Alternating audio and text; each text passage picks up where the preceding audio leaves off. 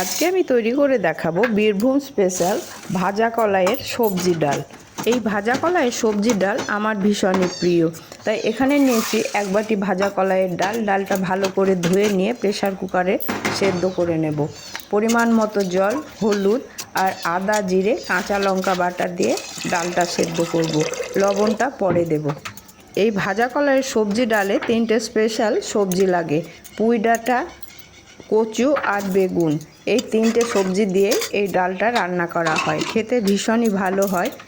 এখানে নিয়েছি কয়েকটা কচু, একটা বেগুন আর এক আটি পুঁই শাক। এগুলোকে আমি কেটে ভালোভাবে ধুয়ে নিয়েছি। দেখুন, প্রেসার কুকারের ডালটা অর্ধেকটা আমি সেদ্ধ করে নিয়েছি, পুরোপুরি সেদ্ধ করিনি, কারণ সবজিগুলো দিয়ে আবারও সেদ্ধ করতে হবে। আধ সেদ্ধ ডালের মধ্যে দিয়ে দিচ্ছি সবজিগুলো দেওয়ার পরে আবার দেব 1 চামচ লবণ, হাফ চামচ হলুদ আর হাফ চামচ চিনি। এগুলো দিয়ে আমি আবারও 2-3টে সিটি দিয়ে নেব, তাহলেই এই ডাল এবং সবজিগুলো ভালোভাবে সেদ্ধ হয়ে যাবে।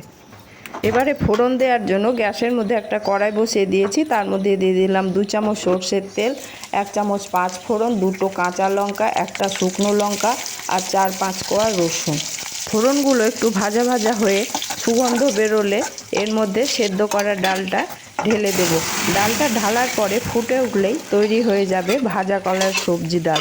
এই সবজি ডাল খেতে হয় দারুণই সুস্বাদু। যদি আপনারা বানিয়ে না থাকেন, অবশ্যই বাড়িতে একদিন বানিয়ে দেখবেন। রেসিপিটি আপনাদের কেমন লাগলো অবশ্যই জানাবেন। ভালো লাগলে চ্যানেলটিকে সাবস্ক্রাইব করে আমার পাশে থাকার চেষ্টা করবেন। ধন্যবাদ।